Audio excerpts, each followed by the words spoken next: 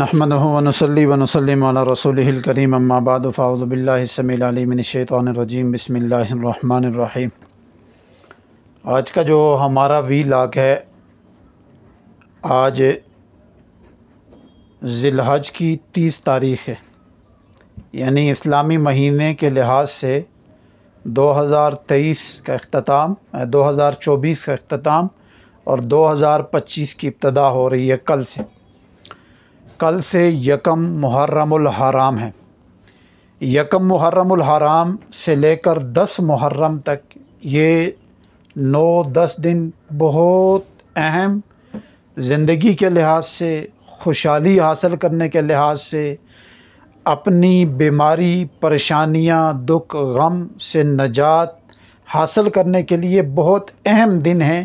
اگر ہم ان 10 دنوں میں تھوڑا سا مجاہدہ کر لیں اور ریاضت کر لیں اور اپنی نسبت کو کچھ پڑھنے پڑھا کر اپنا تعلق صحابہ اکرام اور اہل بیت عظام کے ساتھ جوڑیں، دیکھیں قدرت کی شان کہ یکم محرم الحرام کو اللہ تعالیٰ نے سیدنا عمر فاروق رضی اللہ تعالیٰ عنہ کی شہادت لی، یعنی اسلام کے لیے ان کا خون لیا، ان کو اللہ تعالیٰ نے قبول کیا۔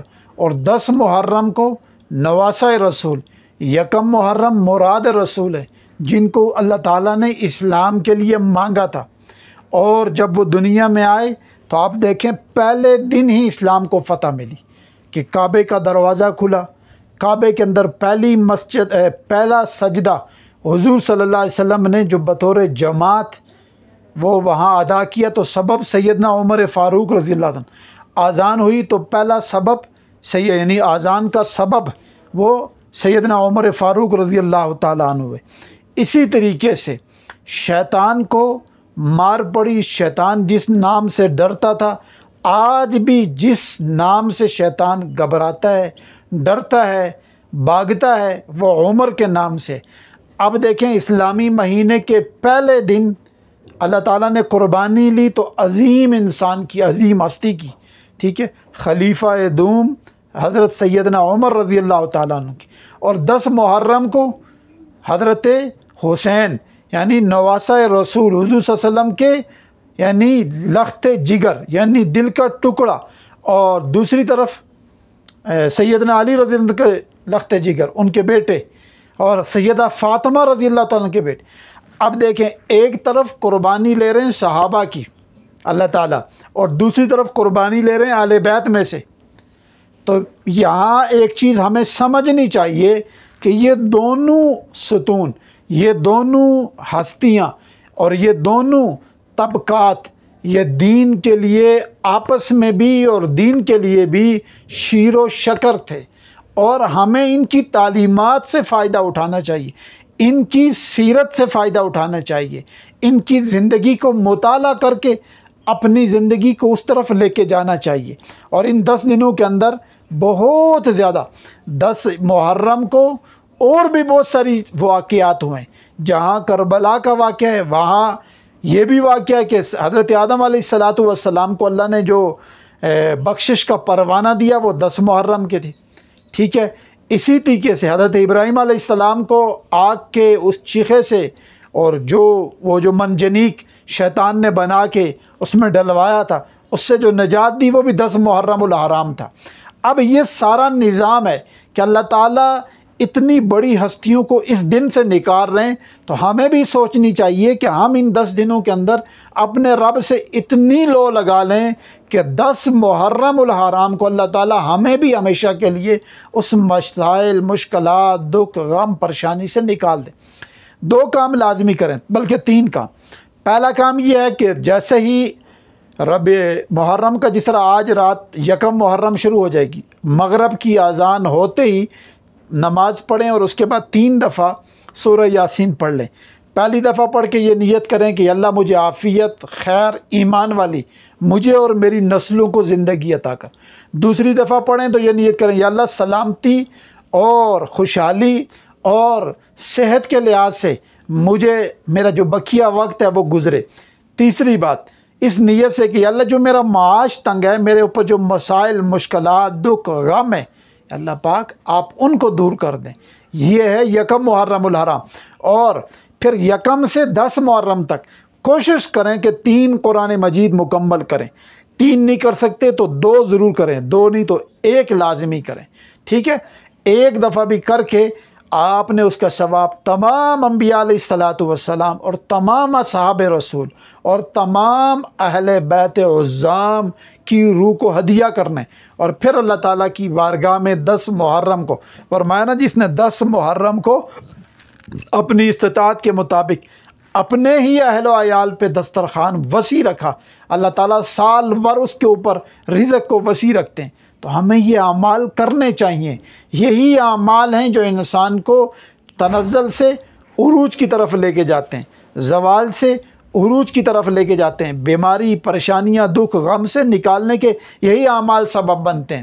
اور اسی طریقے سے روزانہ یکم محرم سے 10 محرم تک عصر کی نماز پڑھ کے بیٹھ کر پابندی کے ساتھ، روزانہ پابندی کے ساتھ عصر کی نماز ساری پڑھنے کے بعد ادھر ہی بیٹھ کے صرف 70 دفعہ سورہ الم نشرح لک صدرک، یہ صورت لازمی 70 دفعہ پڑھیں، اور اپنے اس مسئلے، پریشانی، دکھ، غم، مصیبت، بندش، ٹونا کو سامنے رکھیں، ذہن میں رکھیں، اور اللہ تعالیٰ سے نجات مانگے، عافیت، راحت مانگے۔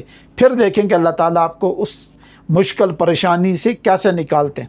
اور اس میں ایک خاص اہم بات، دوسری بات یہ، ان 10 محرم کو عشرۂ فاروق و حسین کے نام سے بنائیں، یعنی جہاں ہم حضرت حسین رضی اللہ تعالیٰ کے تذکرے کریں، اہل بیت عظام کے تذکرے کریں، آل رسول کے تذکرے کریں، وہیں ہمیں سیدنا عمر فاروق اور اصحاب رسول کے بھی تذکرے کرنے، لیکن یہ تذکرے خیر والے ہوں۔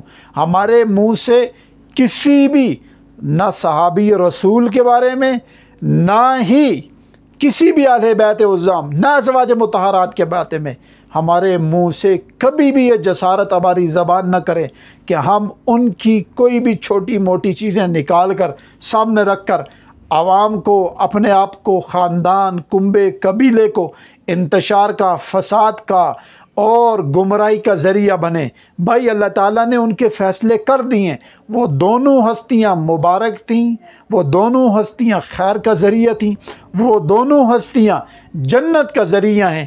آج بھی جو دونوں ہستیوں کو دل سے محبت کر کے ان کی تعلیمات، ان کی سیرت پہ آج بھی جو عمل کرے گا وہ جنت کا مستحق ہے، لیکن کوئی ایک کو پکڑ کر دوسرے پہ تبرہ کر رہا ہے، دوسرے پہ تان و تشنی کرے گا، تو یہ آدمی دنیا میں بھی خسارے میں اور آخرت میں بھی خسارے میں۔ تو اس لیے ہمیں چاہیے کہ ہم ویسے بھی سال بھر اور ان 10 دنوں میں بھی امن لکھیں، امن بولیں اور امن کے پھیلانے کا ذریعہ بنیں۔ ہمیں کسی بھی تاریخ کے جھوٹے روایات اور جھوٹی من گھڑت چیزیں نہ سننے اور نہ ہی ان کو پڑھنے پہ دھیان دینا چاہیے، نہ کان دھرنے چاہیے۔ ہمیں اپنے رب پر، اپنے نبی علیہ الصلاۃ والسلام پر اور نبی کی علیہ الصلاۃ والسلام کی مبارک جماعت اور ان کے مبارک ہستیاں اہل بیت عظام جو حضور صلی اللہ علیہ وسلم کا کنبہ قبیلہ تھا۔ میرا تو ذاتی جو ایمان اور عقیدہ ہے وہ یہ ہے کہ جس طرح میں محبت صحابہ سے کرتا ہوں، اس سے بھی زیادہ بڑھ کر محبت میں اہل بیت عظام سے کرتا ہوں۔